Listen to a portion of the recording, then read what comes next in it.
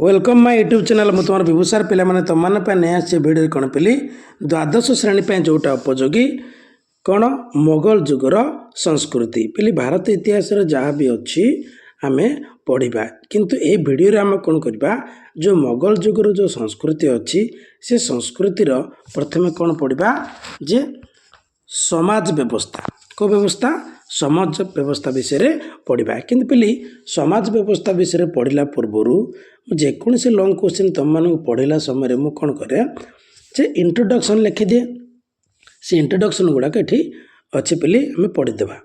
चलो लास्ट आरंभ करवा।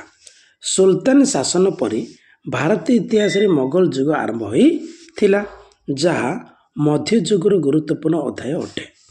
पिली सुल्तान शासन पर आउ एक जुग आरंभ होता जहाँ को कौन कहुए मोगल जुग।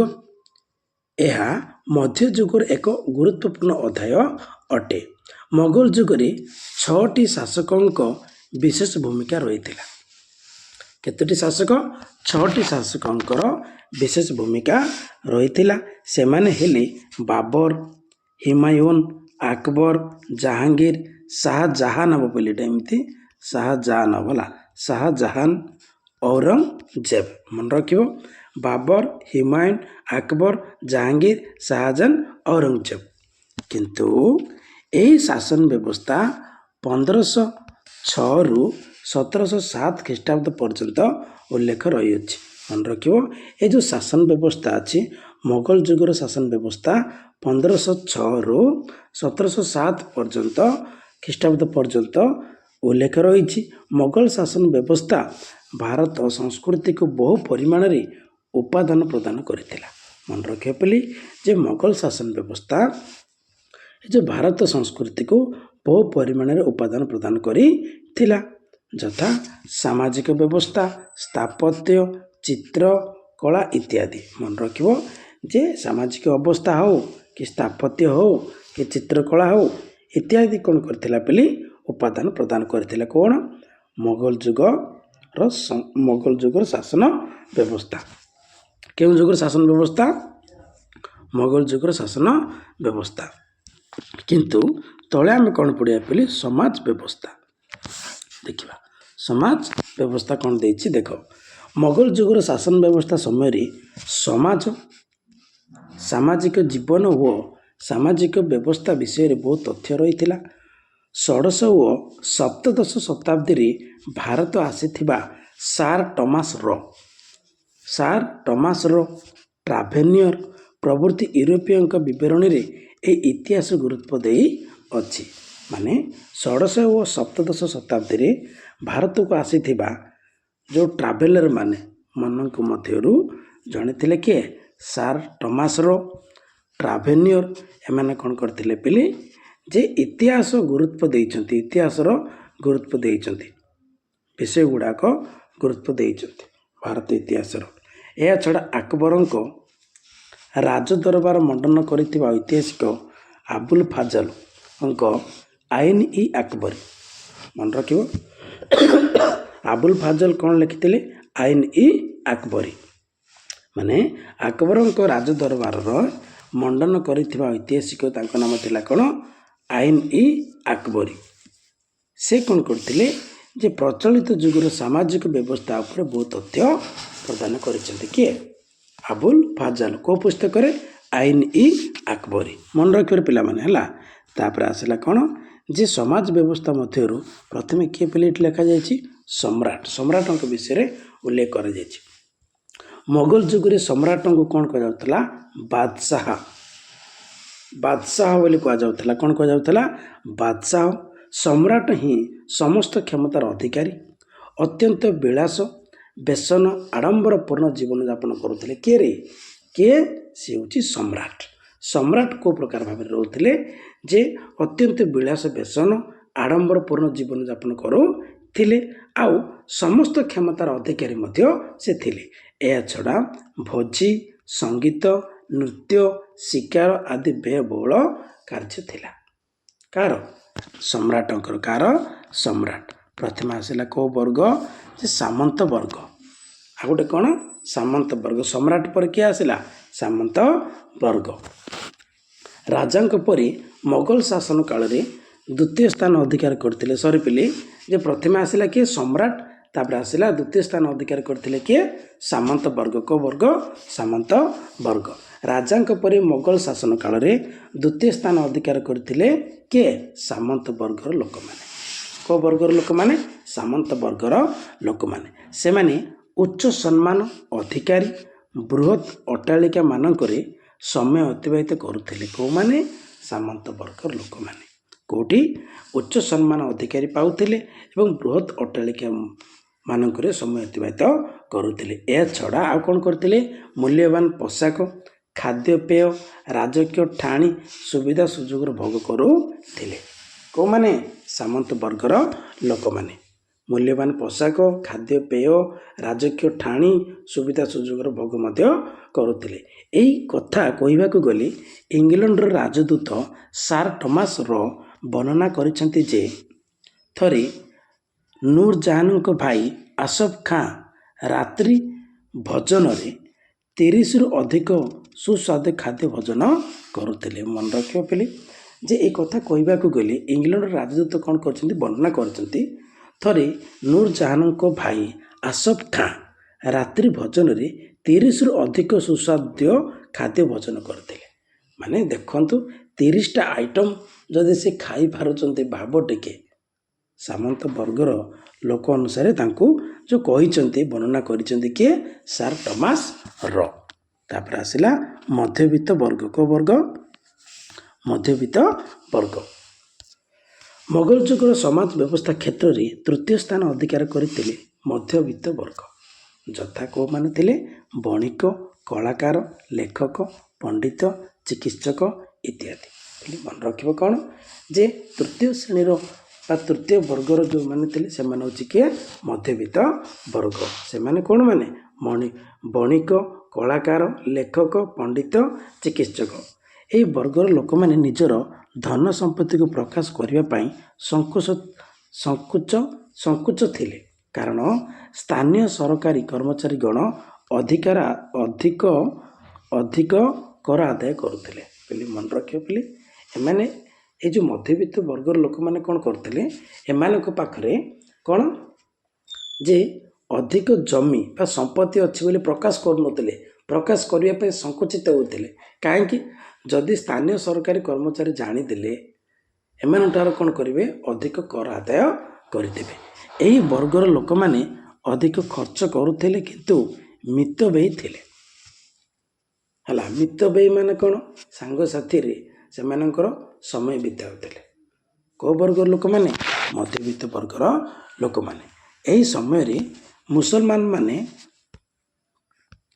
ମୁସଲମାନ ସମାଜ ହିନ୍ଦୁମାନଙ୍କ ପରି ଜନ୍ମ ଅନୁସାରେ ଜାତି ନିର୍ଣ୍ଣୟ କରାଯାଉଥିଲା। ଉଚ୍ଚ ଜାତି ବା ଅଶରଫ ଓ ନିଚ ଜାତି ବା ରାଜିଲ। ମନେ ରଖିବ ପିଲି ଯେ ହିନ୍ଦୁମାନଙ୍କ ପରି ଜନ୍ମ ଅନୁସାରେ ଜାତି ନିର୍ଣ୍ଣୟ କରୁଥିଲେ, କିନ୍ତୁ ଉଚ୍ଚ ଜାତି କ'ଣ କୁହାଯାଉଥିଲା? ଅଶରଫ, ଆଉ ନିଚ ଜାତି କ'ଣ କୁହାଯାଉଥିଲା? ରାଜିଲ। ମନେ ରଖିବାର ପିଲି, ଉଚ୍ଚ ଜାତି କ'ଣ କୁହାଯାଉଥିଲା? ଅଶରଫ ଓ ନିଚ ଜାତି କ'ଣ କୁହାଯାଉଥିଲା? ରାଜିଲ ବୋଲି କୁହାଯାଉଥିଲା। ବ୍ରାହ୍ମଣ ବା କ୍ଷତ୍ରିୟ ପରି ମୁସଲମାନ ଦେଶ ଶେଖ, ସୟଦ, ମୋଗଲ ଓ ପଠାନ ଉଚ୍ଚ ମର୍ଯ୍ୟାଦା ଅଧିକାରୀ କରିଥିଲେ। ଯେ କ'ଣ?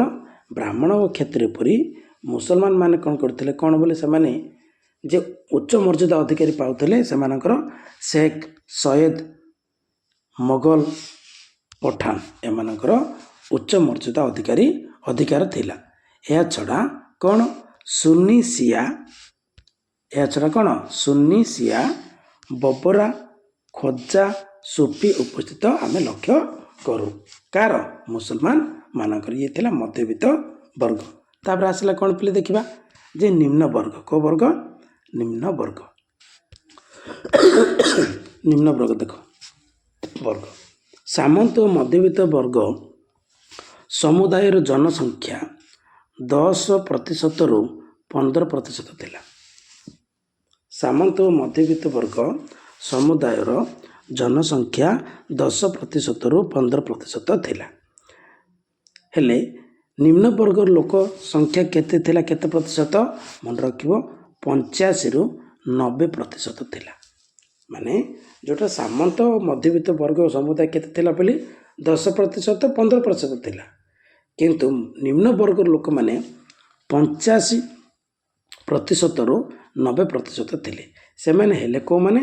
କୃଷକ, ସୈନ୍ୟ, ଦୋକାନୀ, ଦିନ ମଜୁରିଆ। ମନେ ରଖିବା ପିଲି, ଯେଉଁମାନେ ନିମ୍ନ ବର୍ଗରେ ଥିଲେ ସେମାନେ କେଉଁମାନେ? କୃଷକ, ସୈନ୍ୟ, ଦୋକାନୀ, ଦିନ ମଜୁରିଆ। 85%ରୁ 90% ଥିଲେ।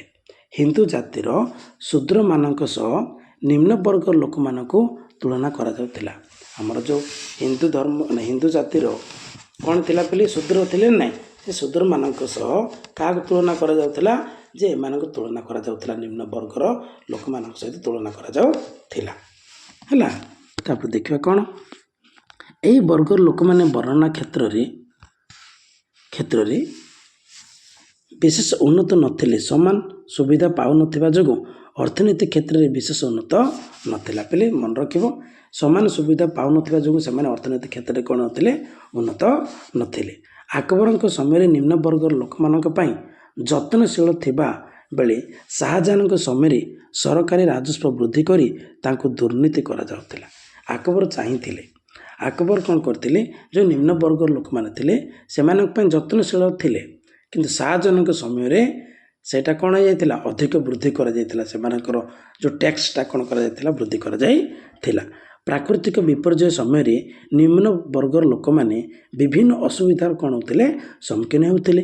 ସେହି ସମୟରେ ତାଙ୍କୁ କର ଛାଡ଼ କରାଯାଇ ସରକାରଙ୍କ ତରଫରୁ ତକାଭି ଋଣ ଦିଆଯାଉଥିଲା। ମନେ ରଖିବା ପିଲି, ଯେ କେଉଁ ଋଣ ଦିଆଯାଉଥିଲା? ସରକାରଙ୍କ ତରଫରୁ ତକାଭି ଋଣ, ମାନେ ଯେଉଁ ରିଲିଫ୍ କୁହାଯାଉଛି ନା, ସେ ପ୍ରକାର ଦିଆଯାଇଥିଲା ବୋଲି କୁହାଯାଉଛି। ତାପରେ ଆସିଲା ଖାଦ୍ୟ ଓ ପରିଧାନ। ସମାଜ ବ୍ୟବସ୍ଥାର ମୋଗଲ ଯୁଗର ସମାଜ ବ୍ୟବସ୍ଥାର ଖାଦ୍ୟ ଓ ପରିଧାନ କ'ଣ ଦେଖିବା? ଭାରତୀୟଙ୍କ ଖାଦ୍ୟ ରୁଚି ସମାନ ନଥିଲା। ଗହମ, ବାର୍ଲି, ଚାଉଳ ଥିଲା ଲୋକଙ୍କ ପ୍ରଧାନ ଖାଦ୍ୟ। ଉତ୍ତର ଭାରତରେ ଗହମଜାତ ଖାଦ୍ୟକୁ ପ୍ରାଧାନ୍ୟ ଦେଉଥିବା ବେଳେ ଦକ୍ଷିଣ ଭାରତରେ କ'ଣ ହେଉଥିଲା ବୋଲି? ଭାତ, ମାଛର ପ୍ରାଧାନ୍ୟ ଥିଲା। ମନେ ରଖିବା ପିଲି, ଯେ ସମାନ ନଥିଲା, ଖାଦ୍ୟ ରୁଚିଟା ସମାନ ନଥିଲା। ଗହମ, ବାର୍ଲି, ଚାଉଳ ଥିଲା ଲୋକଙ୍କ ପ୍ରଧାନ ଖାଦ୍ୟ, କିନ୍ତୁ ଉତ୍ତର ଭାରତରେ ଗହମ ଜାତୀୟ ଖାଦ୍ୟକୁ ପ୍ରାଧାନ୍ୟ ଦେଉଥିବା ବେଳେ ଦକ୍ଷିଣ ଭାରତରେ ଭାତ ଓ ମାଛର ପ୍ରାଧାନ୍ୟ ଦିଆଯାଉଥିଲା। ମିଷ୍ଟାନ୍ନ ମଧ୍ୟରୁ ସେମାନେ ଲଡ଼ୁ, ଜିଲାପି, ରସଗୋଲା ଇତ୍ୟାଦି ଖାଦ୍ୟ ଗ୍ରହଣ କରୁଥିଲେ। ଆମିଷମାନଙ୍କର ପ୍ରିୟ ଥିଲା ନାନ୍ ଓ କଦବ। ମନେ ରଖିବ, ଯେ ଆମିଷମାନଙ୍କର ପ୍ରିୟ ଥିଲା କ'ଣ? ନାନ୍ ଓ କଦବ ଥିଲା। ମନେ ରଖିବା ପିଲେ, ଯେ ମିଷ୍ଟାନ୍ନ ମଧ୍ୟରୁ ସେମାନେ କ'ଣ କରୁଥିଲେ? ଲଡ଼ୁ, ଜିଲାପି, ରସଗୋଲା ଇତ୍ୟାଦି ଖାଦ୍ୟ ଗ୍ରହଣ କରୁଥିଲେ। ହେଲେ ଉଚ୍ଚ ଓ ମଧ୍ୟବିତ୍ତ ବର୍ଗର ହିନ୍ଦୁ ଓ ମୁସଲମାନ ମାନେ ଟାଇଟ୍ ଟ୍ରାଉଜର ସହିତ କାବା ବ୍ୟବହାର କରୁଥିଲେ। ହିନ୍ଦୁମାନେ ଧୋତି, ଶାଢ଼ୀ ବ୍ୟବହାର କରୁଥିଲେ। ମନେ ରଖିବ, ଉଚ୍ଚ ଓ ମଧ୍ୟବିତ୍ତ ବର୍ଗର ଲୋକମାନେ ହିନ୍ଦୁ ଓ ମୁସଲମାନ କ'ଣ କରୁଥିଲେ? ଟାଇଟ୍ ଟ୍ରାଉଜର ସହିତ କାବା ବ୍ୟବହାର କରୁଥିଲେ। ହିନ୍ଦୁମାନେ ଧୋତି ଓ ଶାଢ଼ୀ ବ୍ୟବହାର କରୁଥିଲେ। ହିନ୍ଦୁମାନେ କରୁଥିବା ବେଳେ ମୁସଲମାନମାନେ କୁର୍ତ୍ତା ଓ ପାଇଜାମା ବ୍ୟବହାର କରୁଥିଲେ। କ'ଣ ହେଇଛି? ଯେ ହିନ୍ଦୁମାନେ ଧୋତି, ଶାଢ଼ୀ ବ୍ୟବହାର କରୁଥିବା ବେଳେ ମୁସଲମାନ ମାନେ କ'ଣ କରୁଥିଲେ ପିଲି? କୁର୍ତ୍ତା ଓ କ'ଣ ଏଠି ଲେଖା ହେଇଛି, ଟିକେ ଏପଟ ସେପଟ ଲେଖା ହେଇଛି, କୁର୍ତ୍ତା ଓ ପାଇଜାମା। ପୁଣି ଆଉ ଥରେ ରିକଲ୍ କରିଦେଉଛି। ହିନ୍ଦୁମାନେ ଧୋତି ଓ ଶାଢ଼ୀ ବ୍ୟବହାର କରୁଥିବା ବେଳେ କ'ଣ? ଯେ ମୁସଲମାନ ମାନେ କ'ଣ କରୁଥିଲେ ପିଲି? କୁର୍ତ୍ତା ଓ ପାଇଜାମା ବ୍ୟବହାର କରୁଥିଲେ। ନାରୀମାନଙ୍କ କ୍ଷେତ୍ରରେ ହିନ୍ଦୁମାନେ କ'ଣ କରୁଥିଲେ ପିଲି? ଯେ ଶାଢ଼ୀ, ଚୋଲି ପ୍ରତି ଆଗ୍ରହ ଥିଲେ ବେଳେ ମୁସଲମାନ ନାରୀମାନେ କ'ଣ କରୁଥିଲେ? ସାଲୱାର, ଘାଗରା, ଜ୍ୟାକେଟ, ଦୁପଟ୍ଟା ପରିଧାନ କରୁଥିଲେ। ମନେ ରଖିବ, ଯେ ନାରୀମାନଙ୍କ କ୍ଷେତ୍ରରେ ହିନ୍ଦୁମାନେ ଶାଢ଼ୀ, ଚୋଲି ପ୍ରତି ଆଗ୍ରହ ଥିବାବେଳେ ମୁସଲମାନ କ'ଣ କରୁଥିଲେ? ସାଲୱାର, ଘାଗରା, ଜ୍ୟାକେଟ ଓ ଦୁପଟ୍ଟା ପରିଧାନ କରୁଥିଲେ। ଇଏ ଥିଲା କ'ଣ ପିଲି? ସେମାନଙ୍କର ଖାଦ୍ୟ ଓ ପରିଧାନ। ତାପରେ ଆସିଲା ପ୍ରସାଧନ ଅଳଙ୍କାର। କ'ଣ କ'ଣ ଅଳଙ୍କାର ସେମାନେ ବ୍ୟବହାର କରୁଥିଲେ? ଏହା ମଧ୍ୟ ଥିଲା ମୋଗଲ ସମାଜର ଉପାଦାନ। ଉଭୟ ହିନ୍ଦୁ ଓ ମୁସଲମାନ ସୌନ୍ଦର୍ଯ୍ୟରେ ସଚେତନ ଥିବାରୁ ବିଭିନ୍ନ ଦ୍ରବ୍ୟ ଅଗ୍ରଣୀ ଥିଲେ। ବିଭିନ୍ନ ଦ୍ରବ୍ୟର କ'ଣ ଥିଲେ ସେମାନେ ବ୍ୟବହାର ପାଇଁ ଅଗ୍ରଣୀ ଥିଲେ। କେଉଁମାନେ? ମୁସଲମାନ ମାନେ। ଡାଲି ଓ ମଇଦାରେ ପ୍ରସ୍ତୁତ ସାବୁନର ବ୍ୟବହାର କରୁଥିଲେ। ମନେ ରଖିବ, ଡାଲି ଓ ମଇଦାରେ ପ୍ରସ୍ତୁତ ସାବୁନର ସେମାନେ କ'ଣ କରୁଥିଲେ? ବ୍ୟବହାର କରୁଥିଲେ। ଏହାଛଡ଼ା କେଶରେ ରଙ୍ଗ ଦେବା, ଚନ୍ଦନ, କଜଳର ବ୍ୟବହାର ମଧ୍ୟ କରୁଥିଲେ। କ'ଣ କ'ଣ? କେଶ ଯେଉଁ ଚୁଟି ଅଛି ନା, ଚୁଟିରେ କ'ଣ କରିଦେଉଥିଲେ? ରଙ୍ଗ ଦେଉଥିଲେ। ଚନ୍ଦନ, କଜଳ ଏଗୁଡ଼ା ସେମାନେ କ'ଣ କରୁଥିଲେ? ବ୍ୟବହାର କରୁଥିଲେ। ହାତ ଗୋଡ଼କୁ ଚିତ୍ରିତ କରିବା ପାଇଁ ମେହେନ୍ଦୀର ବ୍ୟବହାର କରୁଥିଲେ। ମନେ ରଖିବ, ହାତ ଗୋଡ଼କୁ ଚିତ୍ରିତ କରିବା ପାଇଁ କ'ଣ ବ୍ୟବହାର କରୁଥିଲେ? ମେହେନ୍ଦୀର ବ୍ୟବହାର କରୁଥିଲେ। ନୂରଜାନଙ୍କ ମାତା ଅସମତ ବେଗମ ଗୋଲାପ ଫୁଲରୁ ଅତର ପ୍ରସ୍ତୁତ ଜାଣିଥିବା ବେଳେ ନୂରଜାନ ଓ ମମତାଜ ମହଲ ପ୍ରସାଧନରେ ବହୁ ନୂତନ ଯୋଗ କରିଥିଲେ। ମନେ ରଖିବ, ନୂରଜାନଙ୍କ ମାତା ଯିଏ ଥିଲେ ଅସମତ ବେଗମ, ସେ କ'ଣ କରିଥିଲେ ପିଲି? ଗୋଲାପ ଫୁଲରୁ ଅତର ପ୍ରସ୍ତୁତ କରିବାର ଜାଣିଥିବା ବେଳେ ନୂରଜାନ ଓ ମମତାଜ ମହଲ ପ୍ରସାଧନରେ ବହୁ ନୂତନ ଯୋଗ କରିଥିଲେ। ଅଳଙ୍କାର ଦୃଷ୍ଟିରୁ ପୁରୁଷମାନେ ମୁଦି ଓ ହାର ବ୍ୟବହାର କରୁଥିବା ବେଳେ ନାରୀମାନେ ବଳା, ଚୁଡ଼ି ଇତ୍ୟାଦି ବ୍ୟବହାର କରୁଥିଲେ। ଏହାଛଡ଼ା ଖଚିତ ସୁନା, ରୂପା, ହୀରା ଅଳଙ୍କାର କ'ଣ କରୁଥିଲେ? ସେମାନେ ପ୍ରସ୍ତୁତ କରି ବିଦେଶରେ ପ୍ରସିଦ୍ଧି ଲାଭ କରିଥିଲେ। ଇଏ ଥିଲା କ'ଣ ପିଲି? ସେମାନଙ୍କର ପ୍ରସାଧନ। କ'ଣ? ସେମାନଙ୍କର ପ୍ରସାଧନ ଅଳଙ୍କାର ହେଲା। ତାପରେ ଆସିଲା ଅବସର ବିନୋଦନ। ଯେଉଁ ପ୍ରତିଯୋଗିତା ହେଉଛି ବର୍ଷକୁ ଥରେ, ତା କ'ଣ କୁହାଯିବ? ଅବସର ବିନୋଦନ। ଦେଖାଯାଉନି ପିଲେ, ଟିକେ ଲେଖି ଦେଉଛି ହେଲା। ଅବସର ବିନୋଦନ ହେଲା। ଅବସର ବିନୋଦନ ମନେ ରଖିବ ହେଲା କି? ଦେଖ କ'ଣ ଦେଇଛି ଦେଖିବା। ମୋଗଲ ଶାସନ ବ୍ୟବସ୍ଥାରେ ସମାଜ ଦୃଷ୍ଟିରୁ ଅବସର ବିନୋଦନ ରହିଥିଲା। ଏଥିରେ ଅନ୍ତଃକ୍ରୀଡ଼ା ଓ ବାହ୍ୟ କ୍ରୀଡ଼ା ମଧ୍ୟ ଥିଲା। ବୁଝିପାରୁଛ ନା? ଅନ୍ତଃକ୍ରୀଡ଼ା ଓ ବାହ୍ୟ କ୍ରୀଡ଼ା ମଧ୍ୟ ଥିଲା। ଏଇ ଯେଉଁ କ୍ଷେତ୍ରରେ ଉଭୟ କେଉଁମାନେ? ନାରୀ ଓ ପୁରୁଷ ଭାଗ ନେଉଥିଲେ। ନାରୀ ମଧ୍ୟ ଭାଗ ନେଇପାରୁଥିଲେ ଆଉ ପୁରୁଷ ମଧ୍ୟ ଭାଗ ନେଇପାରୁଥିଲେ। କିନ୍ତୁ ଅନ୍ତଃକ୍ରୀଡ଼ାରେ କ'ଣ କ'ଣ ଥିଲା? ସତରଞ୍ଜ, ତାସ, ପେଶା, ବାହାର ଖେଳ ଯଥା ଏଗୁଡ଼ାକ ଥିଲା। ବୁଝିପାରୁଛ ନା? କୁସ୍ତି, ଶ୍ୱାନ ଦୌଡ଼, ଗୁଡ଼ି ଉଡ଼ା, ତୀର ଚାଳନା ଇତ୍ୟାଦି ପ୍ରଧାନ ଥିଲା। କେଉଁଠି? ଅନ୍ତଃକ୍ରୀଡ଼ାରେ। ଦେଖ, ସତରଞ୍ଜ, ତାସ, ପେଶା ଥିଲା। କିନ୍ତୁ ବାହାର ଖେଳ ମଧ୍ୟରୁ କ'ଣ କ'ଣ ଥିଲା? କୁସ୍ତି, ବୁଝିଲ, ଶ୍ୱାନ ଦୌଡ଼, ଗୁଡ଼ି ଉଡ଼ା, ତୀର ଚାଳନା ଇତ୍ୟାଦି ରହିଥିଲା। ମାନେ ଅନ୍ତଃକ୍ରୀଡ଼ାରେ କ'ଣ କ'ଣ ଥିଲା? ସତରଞ୍ଜ, ତାସ, ପେଶା ଥିଲା। କିନ୍ତୁ ବାହ୍ୟ କ୍ରୀଡ଼ା କ'ଣ କ'ଣ ଥିଲା? କୁସ୍ତି, ଶ୍ୱାନ ଦୌଡ଼ ଥିଲା, ଆଉ ଗୁଡ଼ି ଉଡ଼ା ଥିଲା, ତୀର ଚାଳନା ଥିଲା। ହେଲେ ମୋଗଲ ଯୁଗରେ ପଶୁ ଲଢ଼େଇକୁ ଅଧିକ ଗୁରୁତ୍ୱ ଦିଆଯାଉଥିଲା। ଯଥା ମେଣ୍ଢା, ମଇଁଷି, ହାତୀ ଓ ପକ୍ଷୀ ଆଦି ମୋଗଲ ଶାସକଙ୍କ ବିନୋଦନ କ୍ଷେତ୍ରରେ ପ୍ରିୟ ମାଧ୍ୟମ ଥିଲା। ସେମାନେ ପଶୁ ଲଢ଼େଇକୁ ଅଧିକ ଗୁରୁତ୍ୱ ଦେଉଥିଲେ। ମେଣ୍ଢା, ମଇଁଷି, ହାତୀ, ପକ୍ଷୀ ଏମାନେ କ'ଣ କରୁଥିଲେ? ଲଢ଼େଇ କରୁଥିଲେ। ପଶୁ ଶିକାର ଯଥା ବାଘ ଶିକାର, ହାତୀ ଧରିବା ଇତ୍ୟାଦି ଥିଲା। ମନେ ରଖିବ, ବାଘ ଶିକାର କରିବା ଓ ହାତୀ ଧରିବା ଥିଲା। ତାପରେ ଆସିଲା କ'ଣ? ପର୍ବପର୍ବାଣି। କ'ଣ ପିଲି? ପର୍ବପର୍ବାଣି। ଇଏ ପିଲି ପର୍ବପର୍ବାଣି। ମନେ ରଖିବ କ'ଣ? ପର୍ବପର୍ବାଣି। ମୋଗଲ ସାମାଜିକ ବ୍ୟବସ୍ଥାର ଅନ୍ୟ ଏକ ଅଙ୍ଗ ଥିଲା ପର୍ବପର୍ବାଣି। ମୁସଲମାନମାନେ ଇଦ୍ ଉଲ୍ ଜୁହା, ମନେ ରଖିବ କ'ଣ? ଇଦ୍ ଉଲ୍ ଜୁହା, ଇଦ୍ ଉଲ୍ ଫିତର, ଶବ୍ଇ ବରାତ, ମହରମ, ମିଲଦ ଉନ୍ ନବୀ ଓ ରମଜାନ ଆଦି ପ୍ରଧାନ ପର୍ବ ପାଳନ କରୁଥିଲେ। ମନେ ରଖିବ, ରମଜାନ ଆଉଥରେ କହିଦେଉଛି ଯେ ଇଦ୍ ଉଲ୍ ଜୁହା, ଇଦ୍ ଉଲ୍ ଫିତର, ଶବ୍ଇ ବରାତ, ମହରମ, ମିଲାଦ ଉନ୍ ନବୀ ଓ ରମଜାନ ଆଦି କ'ଣ କରୁଥିଲେ? ପର୍ବ ପାଳନ କରୁଥିଲେ। ହିନ୍ଦୁମାନେ ହୋଲି, କ'ଣ? ଦଶହରା, ବସନ୍ତ ପଞ୍ଚମୀ, ରାମନବମୀ, ରକ୍ଷାବନ୍ଧନ, ଗଣେଶ ପୂଜା କ'ଣ କରୁଥିଲେ? ଆଦି ପର୍ବ କ'ଣ କରୁଥିଲେ? ପାଳନ କରୁଥିଲେ। ସେମାନଙ୍କର ପର୍ବ କ'ଣ ଥିଲା? ଏମାନଙ୍କର ପର୍ବ କ'ଣ ଥିଲା? କାହାର? ହିନ୍ଦୁମାନଙ୍କର ଲେଖାଯାଇଛି ପିଲାମାନେ। ହୋଲି, ଦଶହରା, ବସନ୍ତ ପଞ୍ଚମୀ, ରାମନବମୀ, ରକ୍ଷାବନ୍ଧନ, ଗଣେଶ ପୂଜା ଇତ୍ୟାଦି। ହେଲେ ମୁସଲମାନ ମାନେ ତୀର୍ଥସ୍ଥାନ ରୂପେ ଆଜମିର ପାନିପଥର ହିନ୍ଦ ଗ୍ରହଣ କରିଥିବା ବେଳେ ହିନ୍ଦୁମାନେ ହରିଦ୍ୱାର ଅଯୋଧ୍ୟା ମଥୁରା ଗୟା ଏଠି ଗୟା ଏମିତି ହେବନି ବୋଲି ଗୟା କୁରୁକ୍ଷେତ୍ର ଆଦି ତୀର୍ଥସ୍ଥାନ ରୂପେ ଗ୍ରହଣ କରିଥିଲେ।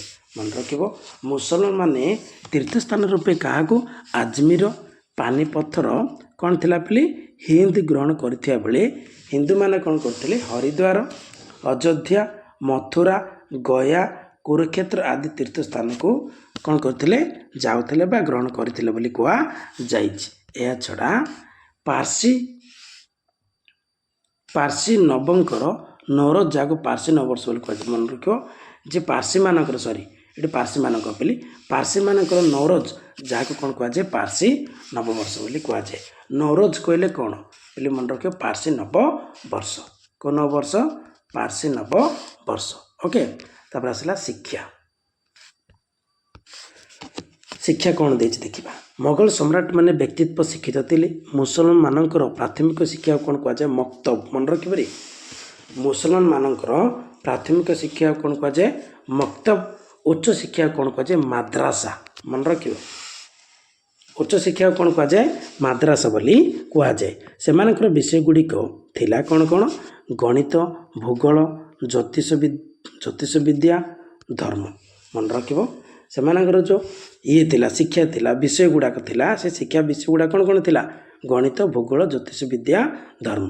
ପ୍ରତ୍ୟେକ ଶିକ୍ଷା ଗୁଡ଼ିକ ପାର୍ସୀ ଭାଷାରେ ଶିକ୍ଷା ଦିଆଯାଉଥିଲା। ଏଠି ଫାର୍ସୀ ଭୁଲ ହେଇଯାଇଛି ବୋଲି ପାର୍ସୀ ଲେଖିବ। କ'ଣ? ପାର୍ସୀ ଏମିତି ଲେଖିବ ହେଲା। ପ୍ରତ୍ୟେକ ଶିକ୍ଷା ଗୁଡ଼ାକ କେଉଁ ଭାଷାରେ ଦିଆଯାଉଥିଲା? ପାର୍ସୀ ଭାଷାରେ ଦିଆଯାଉଥିଲା। ଶିକ୍ଷା ଦିଆଯାଉଥିବା ସ୍ଥାନ ଗୁଡ଼ିକ ହେଲା କ'ଣ କ'ଣ? ଦିଲ୍ଲୀ ଆଗ୍ରା କାଶ୍ମୀର ଫତେପୁର ସିକ୍ରି ଗ୍ୱାଲିୟର ଏଲାହାବାଦ ଲାହୋର ସିଆଲିକୋଟ ଲକ୍ଷ୍ନୌରେ ଫରଙ୍ଗମଲ ମାଦ୍ରାସା ଆଇନ ଶିକ୍ଷା ପାଇଁ ପ୍ରସିଦ୍ଧ। ଦିଲ୍ଲୀରେ ଶାହ ମାଦ୍ରାସା ଥିଲା ପାରମ୍ପରିକ ଶିକ୍ଷା। ସିଆଲକୋଟର ମାଦ୍ରାସା ବ୍ୟାକରଣ ପାଇଁ ପ୍ରସିଦ୍ଧ ଥିଲା। ମନେ ରଖିବ ବୋଲି ଯେ କେଉଁଠି କେଉଁଠି ଶିକ୍ଷା ଦିଆଯାଉଥିଲା? ଦିଲ୍ଲୀ ଆଗ୍ରା କାଶ୍ମୀର ଫତେପୁର ସିକ୍ରି ଗ୍ୱାଲିୟର ଏଲାହାବାଦ ଥିଲା, କିନ୍ତୁ ଲାହୋର ମଧ୍ୟ ଥିଲା। ସିଆଲକୋଟରେ ଲକ୍ଷ୍ନୌରେ କ'ଣ ହେଉଥିଲା? ଫରଙ୍ଗ ମହଲରେ ମାଦ୍ରାସା ଆଇନ ଶିକ୍ଷା ଦିଆଯାଉଥିଲା। ଦିଲ୍ଲୀରେ ଶାହ କ'ଣ କରାଯାଉଥିଲା? ଏଠି ପାରମ୍ପରିକ ଶିକ୍ଷା ଦିଆଯାଉଥିଲା ମାଦ୍ରାସାରେ। ଆଉ ସିଆଲକୋଟର ମାଦ୍ରାସାରେ କେଉଁ ଶିକ୍ଷା? ବ୍ୟାକରଣ ଶିକ୍ଷା ଦିଆଯାଉଥିଲା। ପୁଣି ଆଉ ତ ରିକାଲ କରୁଛି। ସିଆଲକୋଟରେ ଲକ୍ଷ୍ନୌରେ ଫରଙ୍ଗ ମହଲ ମାଦ୍ରାସା ଆଇନ ଶିକ୍ଷା ଦିଆଯାଉଥିଲା। ଦିଲ୍ଲୀରେ କ'ଣ? ଶାହ ମାଦ୍ରାସା ଥିଲା ପାରମ୍ପରିକ ଶିକ୍ଷା। ଆଉ ସିଆଲକୋଟର କ'ଣ ଥିଲା? ମାଦ୍ରାସା ବ୍ୟାକରଣ ପାଇଁ ପ୍ରସିଦ୍ଧ ଥିଲା। ହେଲେ ପିଲି ଏଇଟା ଦେଖ ସିଆଲକୋଟର ଦେଇଛି ନା ଲକ୍ଷ୍ନୌରେ ଫରଙ୍ଗମହଲ ମାଦ୍ରାସା ପାଇଁ ଆଇନ ଶିକ୍ଷା। ଦିଲ୍ଲୀରେ ଶାହ ମାଦ୍ରାସା ଥିଲା କ'ଣ? ପାରମ୍ପରିକ। ସିଆଲକୋଟରେ କ'ଣ ଥିଲା? ମାଦ୍ରାସା ବ୍ୟାକରଣ ଶିକ୍ଷା ଦିଆଯାଉଥିଲା। ତାପରେ ଆସିଲା ସାମାଜିକ ଚଳଣି। କେଉଁ ଚଳଣି? ସାମାଜିକ ଚଳଣି। ମୋଗଲ ରାଜତ୍ୱ କାଳରେ ଭାରତଙ୍କର ଚରିତ୍ର ସରଳତା ଓ ସାଧୁତା ଉପରେ ପର୍ଯ୍ୟବେସିତ ହୋଇଥିଲା। ଭାରତୀୟଙ୍କର କ'ଣ ଥିଲା ପିଲି? ଯେ ଚରିତ୍ର ସରଳତା ଓ ସାଧୁତା ଉପରେ ପର୍ଯ୍ୟବେସିତ ଥିଲା। ପରିବାରରେ 34 ପିଢ଼ିର ଲୋକ ବାସ କରୁଥିବାରୁ ପରିବାର ସଦସ୍ୟଙ୍କ ମଧ୍ୟରେ ବୟସ୍କଙ୍କ ପ୍ରତି ସମ୍ମାନ ପ୍ରତି ଭାସି ରହିଥିଲା। ଯେ ଯେଉଁ 34 ପିଢ଼ି ବାସ କରୁଥିବାରୁ ଯେ ବୟସ୍କଙ୍କ ପ୍ରତି ସମ୍ମାନ ଦିଆଯାଉଥିଲା। ବୟସ୍କ ଲୋକମାନଙ୍କୁ କ'ଣ କରାଯାଉଥିଲା? ସମ୍ମାନ ଦିଆଯାଉଥିଲା। ହିନ୍ଦୁମାନଙ୍କର ନାମକରଣ ଶ୍ରାଦ୍ଧ ବିବାହ ମୁଣ୍ଡନ ଜାତକ ଆଦି ପ୍ରଥା ଗୁଡ଼ିକ ପାଳନ କରୁଥିବା ବେଳେ ମୁସଲମାନ ମାନେ କ'ଣ କରୁଥିଲେ? ଅକିକା ହେଲା ବିସ୍ମିଲ୍ଲା ସୟମ ଚିହଲମ ଆଦି ପ୍ରଥା କ'ଣ କରୁଥିଲେ? ଗୁରୁତ୍ୱ ଦେଉଥିଲେ। ଆମର ଯେମିତି ଆମର ନାମକରଣ କରାଯାଉଛି ହିନ୍ଦୁ ଧର୍ମରେ, ଶ୍ରାଦ୍ଧ କରାଯାଉଛି, ବିବାହ କରାଯାଉଛି, ମୁଣ୍ଡନ କରାଯାଉଛି, ଜାତକ ଆଦି ଗୁଡ଼ା ଦେଖାଯାଉଛି ନା ନାହିଁ, କିନ୍ତୁ ସେମାନଙ୍କର କ'ଣ ଥିଲା? ଅକିକା ଆଉ କ'ଣ ବିସ୍ମିଲ୍ଲା ସୟମ ଓ ଚିଲମ ଆଦି ପ୍ରଥାକୁ କ'ଣ କରୁଥିଲେ? ଗୁରୁତ୍ୱ ଦେଉଥିଲେ। ମୋଗଲ ଯୁଗରେ ସାମାଜିକ ଅବସ୍ଥାକୁ ଲକ୍ଷ୍ୟ କଲେ ସୁଲତାନି ଯୁଗ ତୁଳନାରେ ଏହି ସମୟରେ ହିନ୍ଦୁ ଓ ମୁସଲମାନ ନିକଟବର୍ତ୍ତୀ ଥିଲେ। ଦେଖ ଯେତେବେଳେ ସୁଲତାନ ଶାସନ ଚାଲିଥିଲା ସେ ସୁଲତାନ ଶାସନ ଚାଲିବା ସମୟରେ କ'ଣ ହେଇଥିଲା, ଗୋଟେ ଧର୍ମଭିତ୍ତିକ ରାଷ୍ଟ୍ର ସେମାନେ ପରିଣତ କରିବାକୁ ଚେଷ୍ଟା କରୁଥିଲେ। କିନ୍ତୁ ଏଠି ହିନ୍ଦୁ ମୁସଲମାନଙ୍କର ଯେଉଁ କାର୍ଯ୍ୟ ଗୁଡ଼ାକ ଥିଲା ସମାନ ଥିଲା, ଉଭୟ ଯାକ ସମାନ ଭାବରେ କାମ କରୁଥିଲେ। ତାପରେ ଆସିଲା ନାରୀର ସ୍ଥାନ। କେଉଁ ସ୍ଥାନ? ନାରୀର ସ୍ଥାନ। ମୋଗଲ ଯୁଗରେ ନାରୀମାନଙ୍କ ସାମାଜିକ ସ୍ଥିତି ଅବକ୍ଷୟ ଥିଲା, ଯଥା ବାଲ୍ୟ ବିବାହ, ବହୁ ବିବାହ ପ୍ରଥା ଇତ୍ୟାଦି। ପରିବାରରେ କନ୍ୟା ସନ୍ତାନ ଜନ୍ମ ହେଲେ ଅଶୁଭ ପ୍ରତୀକ ଭାବରେ ଗ୍ରହଣ କରିଥିବା ପୁତ୍ର ସନ୍ତାନ ଜନ୍ମ ହେଲେ ଆନନ୍ଦ ଉତ୍ସବ କରି ସ୍ୱାଗତ କରାଯାଉଥିଲା। ମନେ ରଖିବ, ଏଠି କ'ଣ କରାଯାଉଥିଲା ଯେ ଯଦି କ'ଣ ହେଲା, କନ୍ୟା ସନ୍ତାନ ଯଦି ଜନ୍ମ ହେଲା ଅଶୁଭ ବୋଲି କୁହାଯାଉଥିଲା, ଅଶୁଭର ପ୍ରତୀକ ଭାବରେ ଗ୍ରହଣ କରାଯାଉଥିଲା। କିନ୍ତୁ ପୁତ୍ର ସନ୍ତାନ ଜନ୍ମ ହେଲେ ତାକୁ ଆନନ୍ଦ ଉତ୍ସବ କରି ସ୍ୱାଗତ କରାଯାଉଥିଲା। କେଉଁ ଯୁଗରେ? ମୋଗଲ ଯୁଗରେ। ନାରୀମାନେ ନିଜର ପରିବାର ସୀମା ଭିତରେ କ'ଣ କରୁଥିଲେ? ମର୍ଯ୍ୟାଦା ବା ସମ୍ମାନ ଅଧିକାର ପାଉଥିଲେ। ଏମିତି ସାମାଜିକ କଟକଣା ମଧ୍ୟରୁ ହିନ୍ଦୁ ମୁସଲମାନ ନାରୀମାନଙ୍କର ସମାଜ ରାଜନୀତିରେ ବିଶେଷ ପ୍ରଭାବିତ କରିଥିଲା। ସେମାନଙ୍କର କଟକଣା ହୋଇଥିବା ଯେଉଁ ସମାଜ ଓ ରାଜନୀତିରେ ବହୁତ ଭାବରେ ବିଶେଷ ଭାବରେ ପ୍ରଭାବିତ ପଡ଼ି ବହୁ ପ୍ରକାର ଭାବରେ ପ୍ରଭାବ ପଡ଼ିଥିଲା। କାହାକୁ? ନାରୀମାନଙ୍କୁ। ସେମାନେ ହେଲେ ରାଣୀ କୃଷ୍ଣାବତୀ, ମନେ ରଖିବରେ, ରାଣୀ ଯୋଧାବାଇ, ରାଣୀ ରୂପମତୀ, ଚାନ୍ଦବୀ, ନୁରଜାନଙ୍କ ଓ ତାଙ୍କ ମାତା ଅସମତ ବେଗମ, ମମତାଜ ମହଲ, ଜାହାନାରା, ଶିବାଜୀଙ୍କ ମାତା କିଏ? ଜିଜାବାଇ ଆଦିଙ୍କ ବିଶେଷ ଭୂମିକା ରହିଥିଲା। ମାନେ ଏମାନେ ସେଇ ଯେଉଁ କରିଥିଲେ, କ'ଣ ଯେଉଁ ପ୍ରଭାବଟା ପଡ଼ିଥିଲା, ଏମାନଙ୍କର ମଧ୍ୟ ବିଶେଷ ଭୂମିକା ରହିଛି। ରାଣୀ କୃଷ୍ଣାବତୀ, ରାଣୀ ଯୋଧାବାଇ, ରାଣୀ ରୂପମତୀ, ଚାନ୍ଦବୀ, ନୁରଜାନଙ୍କ ନୁରଜାନ ଓ ତାଙ୍କ ମାତା ଅସମତ ବେଗମ, ମମତାଜ ମହଲ, ଜାହାନାରା, ଶିବାଜୀଙ୍କ ମାତା ଜିଜାବାଇ ଆଦିଙ୍କ ବିଶେଷ ଭୂମିକା ରହିଥିଲା। ବୁଝିଲା ନାହିଁ? ମନେ ରଖିବ ପିଲି, ଇଏ ଥିଲା ତୁମର ଯେ ମୋଗଲ ଯୁଗର ସମାଜ ବ୍ୟବସ୍ଥା। ତୁମମାନେ ପିଲି ମୋ ଚ୍ୟାନେଲକୁ ସବସ୍କ୍ରାଇବ୍ କରିବ, ସେୟାର କର, ଭଲରେ ପାଠ ପଢ଼। Bye, thank you.